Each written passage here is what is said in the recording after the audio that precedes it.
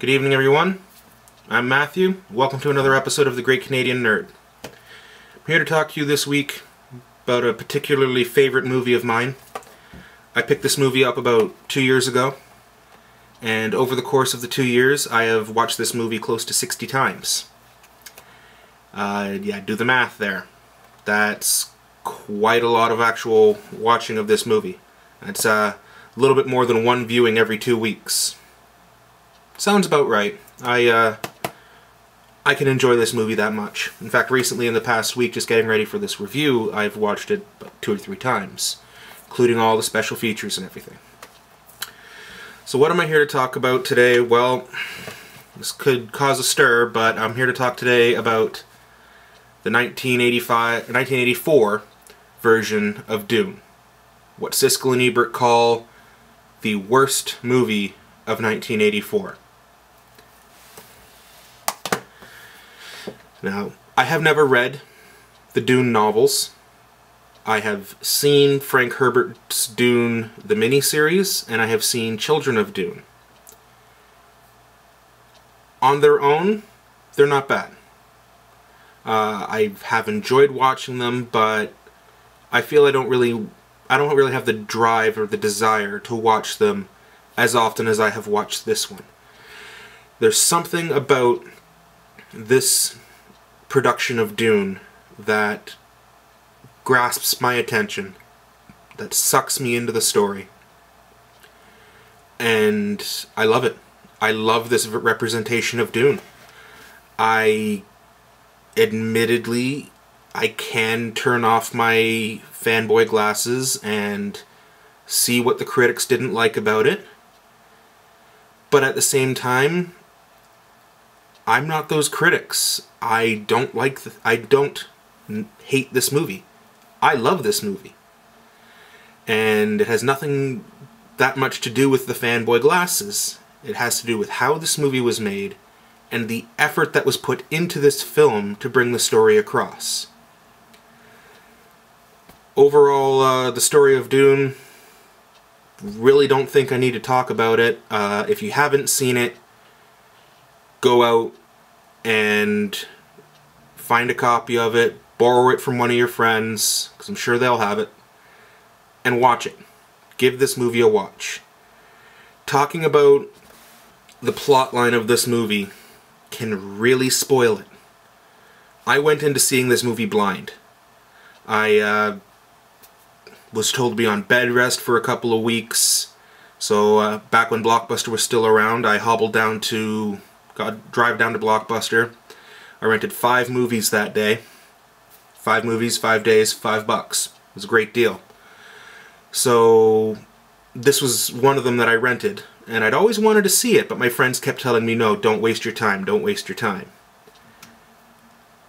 I rented it because I was going to be watching it by myself, and I fell in love immediately. It's got a vacuum about it that it'll pull you in, even if you're only partly paying attention to the movie. Something will happen, and you'll get drawn into the story, and before you know it, you've sat down and you've watched the entirety of Dune. And I was just enthralled with it from that first viewing. There's nothing more I can say about it. This movie caught me at hello, pretty much. So, to be just blunt about the basics of the movie, sorry. It's a story about prophecy, political advantage, revenge, and spice. Spice is the object around which the plot spins in this movie. And to say any more than that could potentially spoil the movie for those who haven't seen it. And you know what? The movie deserves to be seen, so I'm not going to spoil it. If you've seen the movie, great, you'll catch some of the things that I'm talking about. But I'm not going to go into a point-by-point, plot-by-plot point dissertation of this movie, because it doesn't need to happen. This movie's been out for long enough. Enough people have seen it. Enough people have such a massive different opinions about it.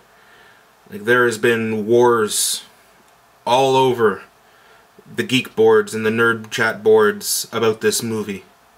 And it stands to reason. If the nerds and geeks are fighting that hard about something or defending something with that much fortitude, it's probably worth a watch. So give it a watch. This movie has it's a perfectly picked cast for this film.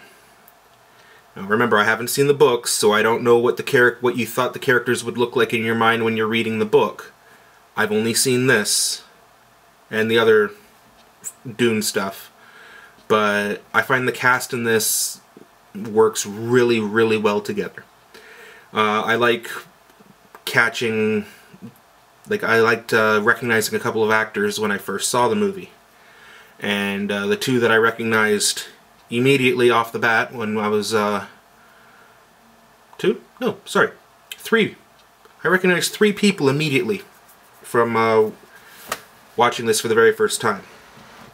The first one that I recognized was Brad Dourif as Piter de Vries, or de Vries. Pronunciation might be a little off.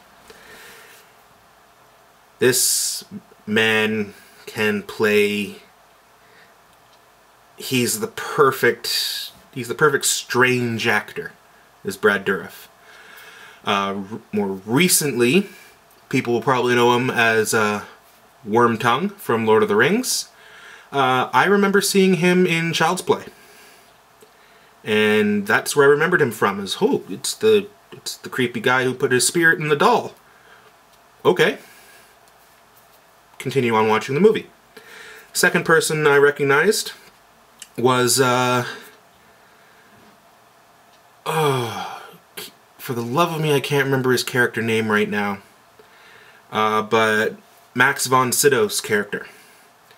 I remember Max from Judge Dredd, where he played one of the council members in the Hall of Justice. In this, he plays an aide to the Emperor, who's on Arrakis, the desert planet, and he's guiding the new Duke in his journey over, going to witness the spice harvesting. So, that guy. I recognized him because, well, I love Judge Dredd. Judge Dredd's a really funny movie. I recognized Sting, but I recognized Sting not from a movie just because, oh look, it's Sting. I watched a couple of music videos of him at that point. That was the music that was always playing in my house growing up, so if I didn't recognize his face as soon as he started talking, I would have definitely nailed him from there. But the last character that I recognized off the back was the character of Gurney, played fantastically by Patrick Stewart. I've probably mentioned before, I am a Star Trek fan, so I recognized Patrick Stewart immediately from being Captain Picard, and I know Patrick Stewart from a lot of other roles. Most of them knew that I know him from, at the time I really only knew him from Star Trek. So, that's got the characters out of the way that I recognized from my first viewing of this. Now, you have the design of this movie. And the one thing I noticed about the design of this movie, there was something about it, I just couldn't quite place my finger on it. And then watching the special effects documentary and the documentary for the making of Dune, it came to light. I understood what I was now looking at. And that was that this movie was designed almost the same way that Peter Jackson designed The Lord of the Rings. That they wanted this place to seem real, so they generated so much more than was actually used on film. There's hand-drawn portraits hanging up in the palace. They're only on screen for 5 seconds, but they add to the scene. The Great Hall, that wasn't paint in the shape of tiles on the floors and on the walls. They actually tiled the floor and tiled the walls and make it look as absolutely real as possible. This movie, if anything, is a love story for practical effects. Because in 1984, sure, Star Wars had made some leaps and bounds with computer imaging and matte paintings and changing some stuff up that way. They did a lot of the stuff in camera, as much as they could, they did in camera, because it would look better in camera. There were a lot of special effects shots. The featurette said there was over 800 special effects shots to be made.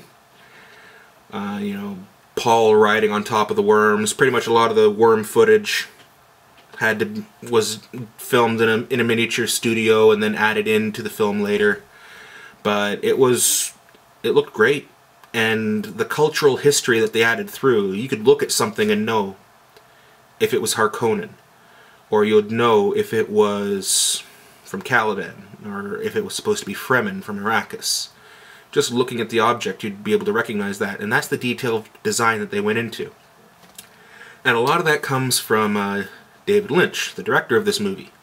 He has an art background, and when he was talking to the set designers and the production designers, it wasn't so much of a director saying, oh, I want things to look like this. It's you're talking to an art-minded person, someone who knows exactly what he's looking for, and he can convey it in the way that they'd understand relatively quickly, because their minds are on the same path. They're both thinking in the terms of visually how to make this look fantastic. You also had Carlo Rambaldi doing a lot of the practical effects for getting the worms to work, and some of the other special effects that they've done. Now, Carlo Rambaldi, if people might not be aware, this man he's a legend in filmmaking when it comes to a lot of the stop motion stuff, and like I believe, I could be wrong on this, but I think the Sinbad movies and like War or Wrath of the Titans, they were Carlo Rambaldi